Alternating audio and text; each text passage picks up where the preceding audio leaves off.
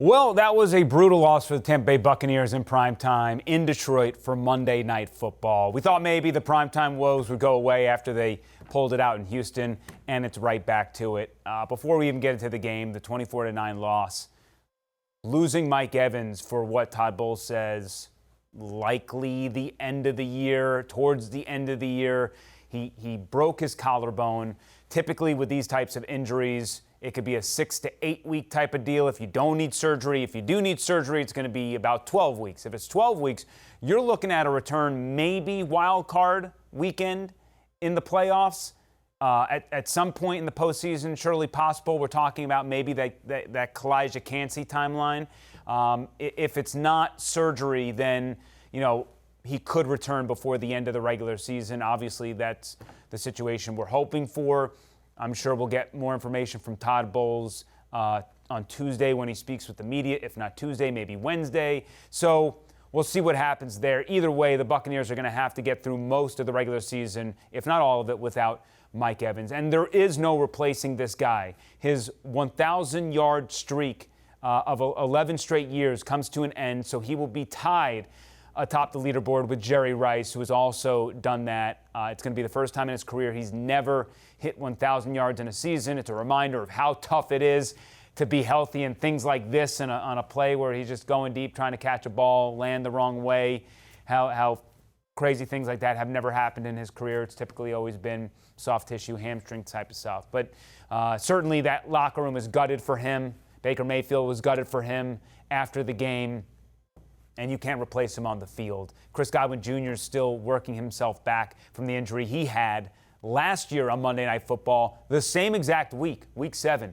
The injury to Mike Evans and Chris Godwin Jr. were almost exactly 1 year apart, separated by 1 day. So what this offense is going to look like without Mike, they're going to have to transform into something else, something we've seen the past few weeks, and be different than what they were planning for most of training camp entering the regular season. Baker Mayfield in this game was simply not good. And before I even get into that, I do want to mention Hassan Reddick also he walked off the field with help, but he was carted off the field.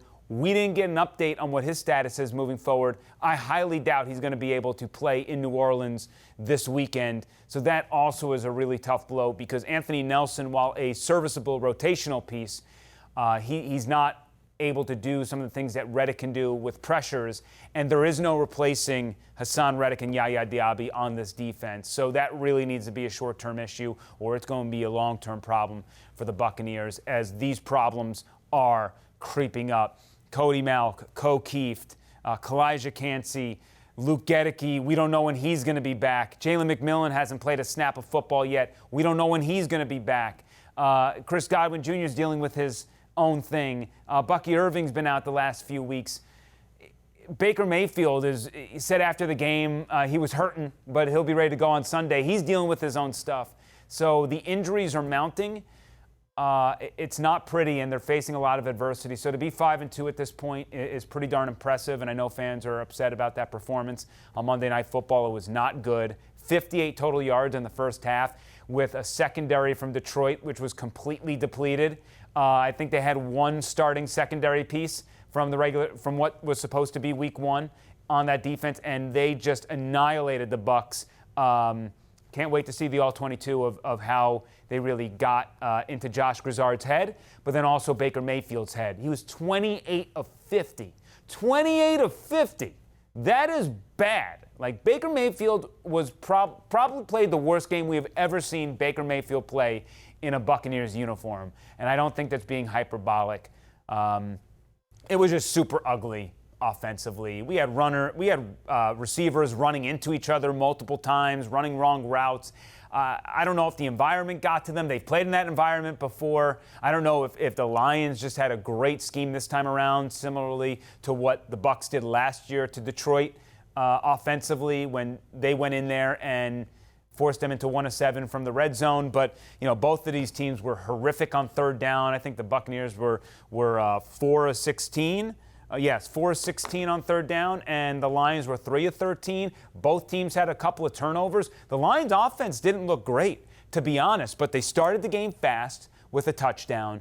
Jahmyr Gibbs had that 78-yard touchdown run, and he was the star player. The fact is they had a star running back who took over. 218 total yards from the line of scrimmage. That is the most for a Lions player since Calvin Johnson back in 2013. He dominated the game, and the Bucs made a few too many mistakes that resulted in big plays. The tackling was terrible. I actually thought Todd Bowles was fantastic with his game plan.